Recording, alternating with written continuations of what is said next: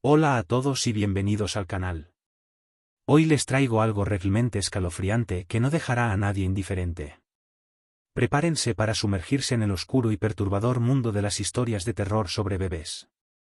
A lo largo del vídeo, les contaré 3 relatos que están diseñados para poner los pelos de punta y mantenerlos al borde del asiento. Así que, asegúrense de suscribirse al canal y darle al like para no perderse ningún contenido aterrador. Comencemos.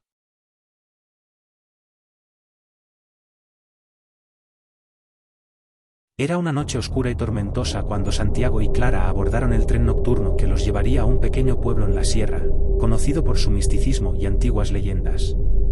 El viaje prometía ser un escape perfecto de la agitada vida de la ciudad. El tren, un antiguo modelo de principios del siglo XX, tenía un aire melancólico, casi como si fuera un fantasma del pasado. Los pasillos largos y silenciosos, las luces parpadeantes y el rechinar constante de las ruedas sobre los rieles parecían crear una atmósfera de inquietud. A medida que el tren avanzaba, Santiago se dio cuenta de algo extraño. Había pasado más de 2 horas desde que partieron, pero el paisaje seguía siendo el mismo, un bosque oscuro, con árboles altos y retorcidos que se asomaban por las ventanas. Clara, que siempre había sido más sensible a lo sobrenatural, también comenzó a sentirse incómoda. ¿No deberíamos haber llegado ya al primer pueblo?, preguntó, con una sombra de preocupación en la voz. Santiago asintió, sacando su teléfono para comprobar la hora, pero no había señal. Alrededor de ellos, el resto de los pasajeros parecían extrañamente tranquilos, como si no notaran el tiempo que pasaba.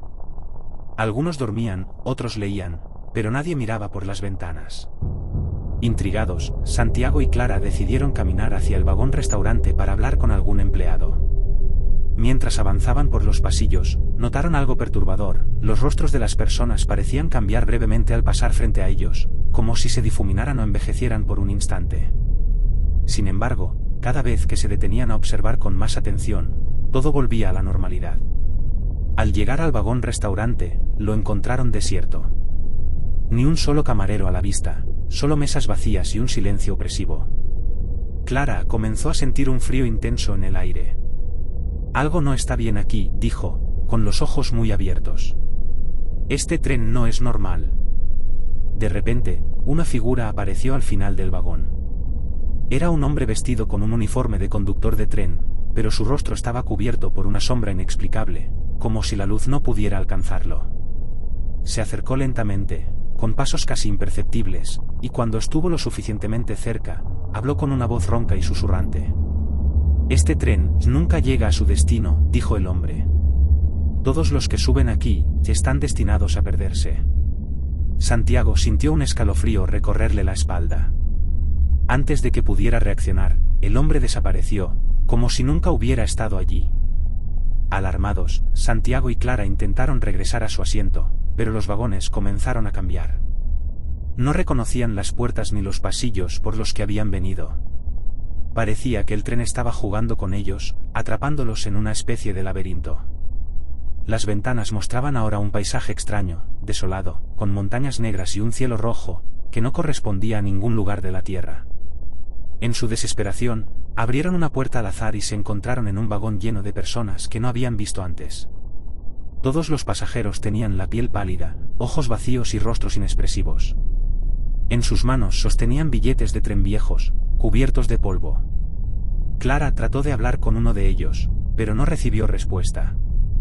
Solo se quedaron ahí, inmóviles, como si estuvieran congelados en el tiempo. «Estamos atrapados», susurró Santiago, con voz temblorosa. «No vamos a salir de aquí». De repente, el tren se detuvo bruscamente. Las luces parpadearon una última vez antes de apagarse por completo, sumiéndolos en la oscuridad total. La puerta del vagón se abrió, y una ráfaga de viento helado inundó el lugar. Afuera no había nada, solo una inmensidad vacía que parecía no tener fin. Clara tomó la mano de Santiago con fuerza. Sabían que no podían quedarse en el tren, pero la alternativa era peor. Sin embargo, cuando dieron el primer paso fuera del vagón, el suelo desapareció bajo sus pies. Lo último que oyeron fue el sonido del tren alejándose, llevándose consigo sus esperanzas y dejándolos perdidos en una eternidad de oscuridad. Nadie volvió a saber de ellos. Se dice que, en noches de tormenta, el tren aún puede verse recorriendo esas vías olvidadas, llevando consigo a las almas que, como Santiago y Clara, nunca encontrarán su destino.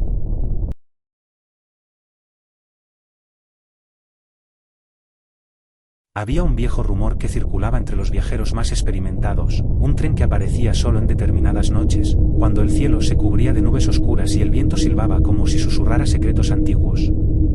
Nadie sabía exactamente su origen, pero aquellos que se atrevían a hablar de él lo llamaban el tren del olvido. Se decía que cualquiera que subiera a ese tren desaparecería para siempre, atrapado en un limbo entre la vida y la muerte, condenado a vagar eternamente entre sombras. Martín era un hombre de ciencia, racional hasta la médula, y no creía en leyendas ni supersticiones. Para él, el mundo tenía una explicación lógica para todo, incluso los fenómenos que otros calificaban de sobrenaturales. Era un historiador apasionado, y cuando escuchó por primera vez sobre el tren del olvido, no pudo evitar sentir curiosidad. ¿Cómo había surgido esa historia? ¿De dónde provenía? Decidió investigar, y tras meses de recopilar información dispersa y vaga, finalmente encontró una pista sólida, una vieja estación ferroviaria abandonada, en las afueras de un pueblo olvidado por el tiempo, llamado El Roble. La estación estaba situada en una región montañosa, lejos de las grandes ciudades.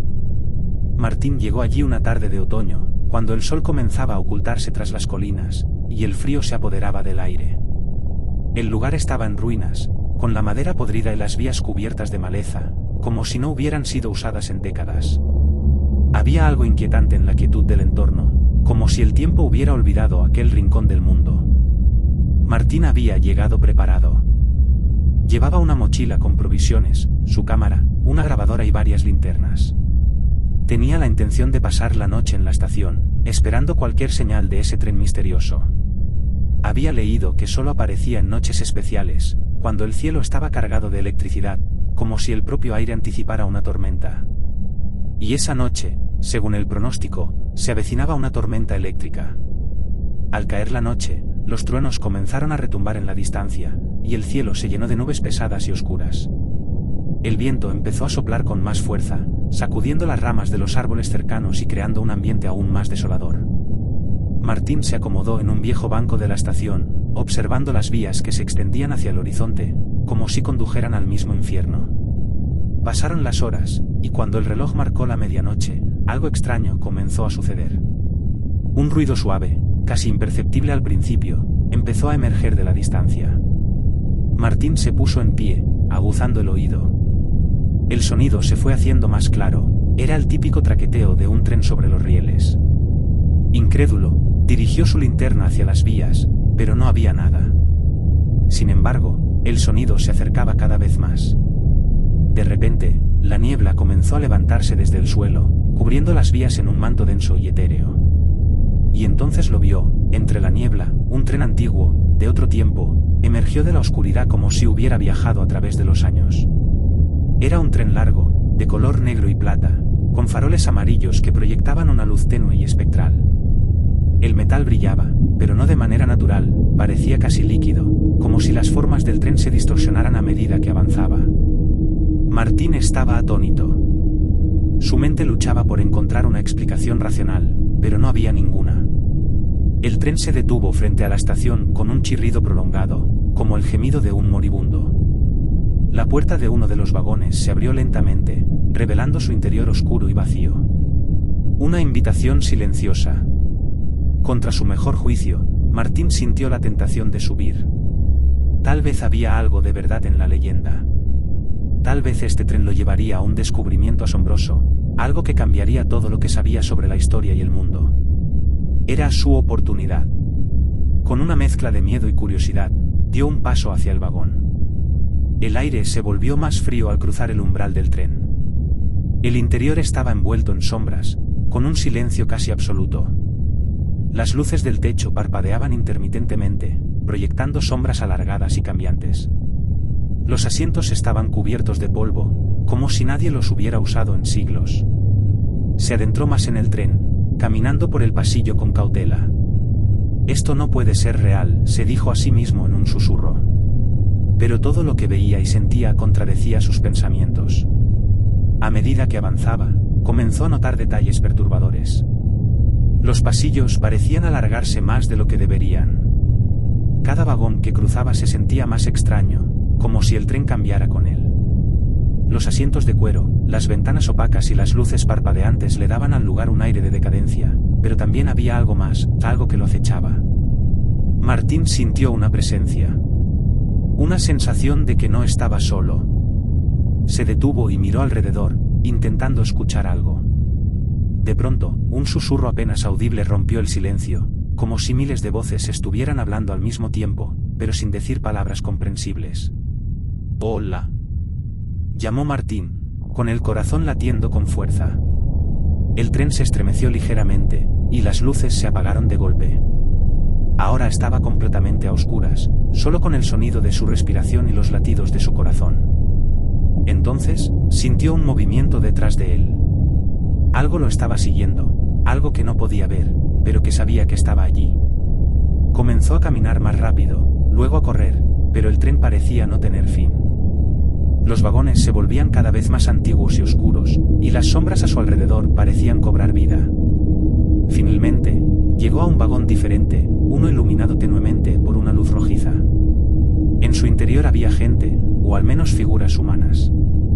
Estaban sentadas en silencio, con la mirada perdida, como si fueran meras sombras de lo que alguna vez fueron. Martín reconoció algunos de los rostros. Eran viajeros que había leído en sus investigaciones, personas desaparecidas en extrañas circunstancias, supuestamente durante viajes en trenes. Pero estos no eran seres vivos, eran almas atrapadas, condenadas a vagar por la eternidad en este tren fantasma.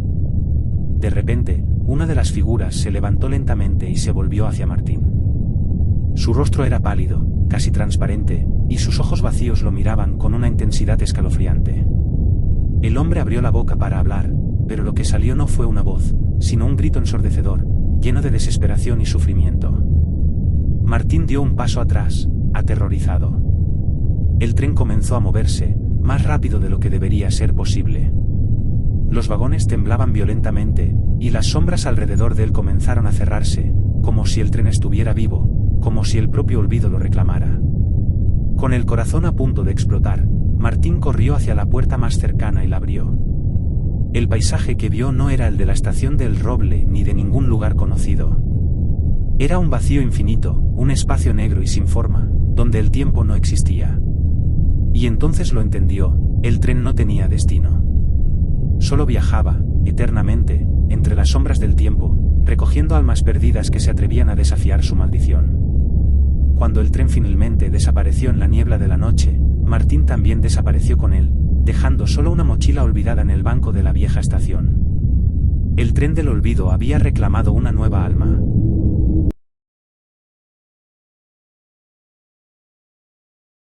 Había una carretera en las montañas que nadie recomendaba tomar después del anochecer. Se encontraba en una región remota, sinuosa y peligrosa, llamada la Quebrada de los Condenados. Los lugareños advertían a cualquier viajero que quisiera ahorrar tiempo evitando la autopista principal. Si quieres llegar vivo, no tomes ese camino, decían con una seriedad escalofriante. Se contaban historias sobre desapariciones, accidentes sin explicación y viajeros que nunca llegaban a su destino. Carlos y Elena, una joven pareja amante de las aventuras, escucharon esos rumores una tarde en un pequeño pueblo mientras tomaban un café. Los dos habían decidido hacer un viaje de carretera por las montañas y explorar rutas menos convencionales, buscando una experiencia diferente. La advertencia de los lugareños les pareció una típica superstición rural, una de esas historias inventadas para asustar a los turistas.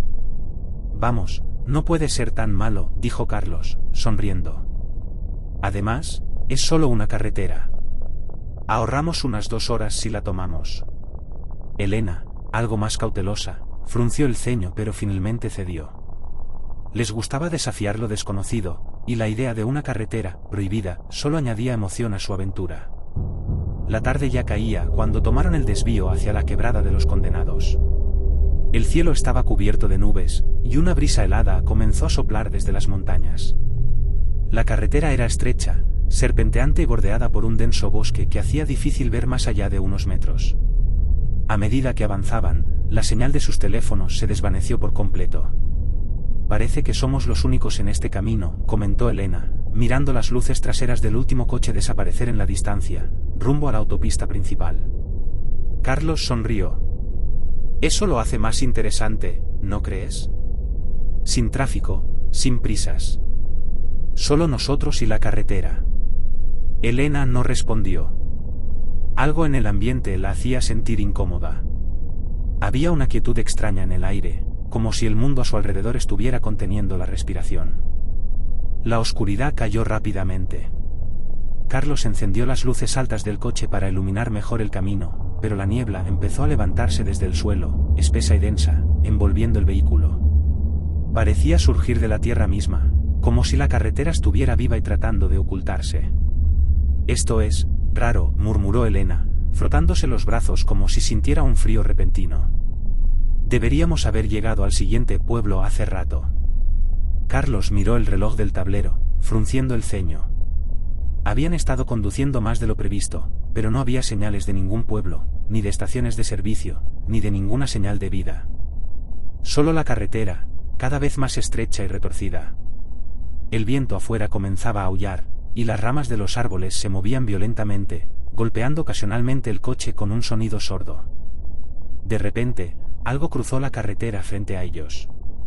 Carlos giró el volante bruscamente, casi saliéndose del camino.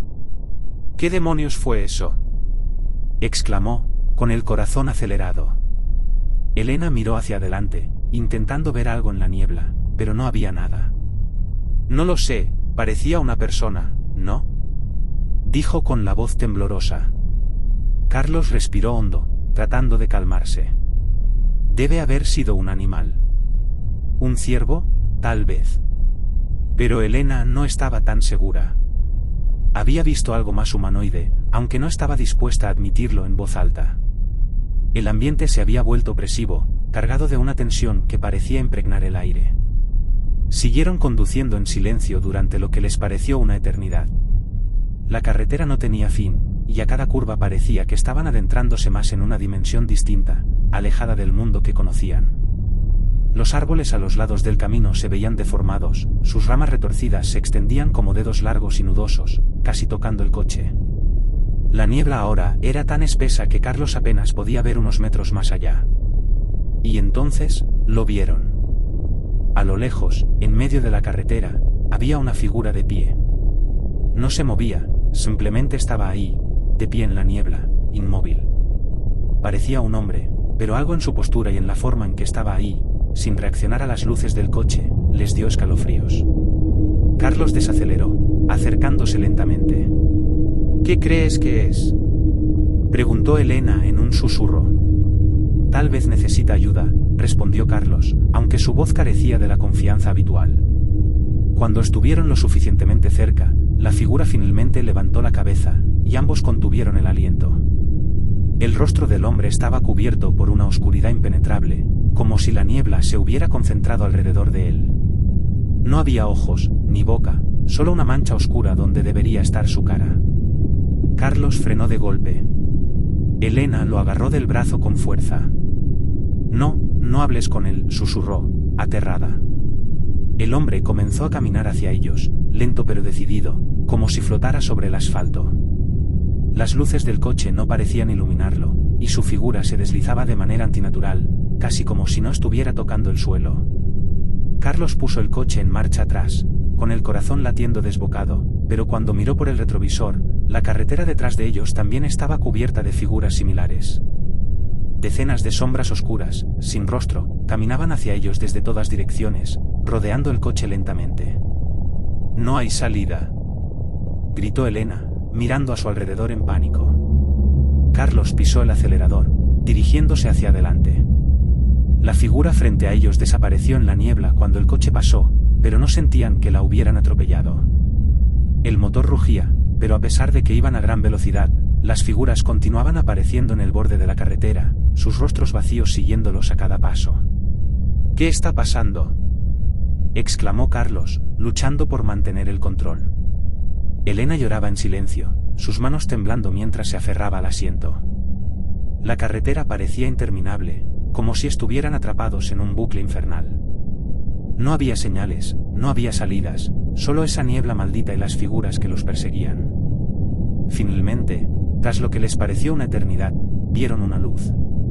Al principio pensaron que era otra ilusión, pero no. Era el cartel de una vieja estación de servicio, desvencijado pero iluminado tenuemente. Carlos giró bruscamente y se dirigió hacia el estacionamiento. El lugar parecía abandonado, pero en ese momento no les importaba. Necesitaban salir del coche, sentir que estaban en un lugar seguro, aunque fuera por unos instantes. Salieron rápidamente y corrieron hacia la pequeña tienda, donde un anciano los observaba desde detrás del mostrador, fumando un cigarro con indiferencia. «¿Qué les trae por aquí?», preguntó con voz ronca. Carlos y Elena, temblando, intentaron explicarle lo que habían visto, las figuras, la carretera interminable. Pero el anciano simplemente los miraba, sin sorpresa, como si hubiera oído esa historia 1.000.000 de veces. «La carretera», dijo, dejando escapar una nube de humo. «¿Ustedes tomaron la quebrada de los condenados, no?». Carlos asintió, jadeando. «Les dije que no tomaran ese camino», continuó el anciano, sonriendo débilmente. «Nadie sale de allí igual que entró. Si es que salen». Elena, al borde del colapso, se sentó en una silla desvencijada, con la mente perdida en lo que acababan de vivir. El anciano dejó de sonreír y los miró con seriedad. «Si tienen suerte, encontrarán la salida antes del amanecer. Si no, bueno, los condenados siempre encuentran compañía». Carlos y Elena no respondieron. Sabían que no tenían opción más que volver al coche y seguir conduciendo. Afuera, la niebla los esperaba, junto con las sombras que nunca los abandonarían. La carretera no tenía final. Y ellos, ahora, eran parte de su maldición.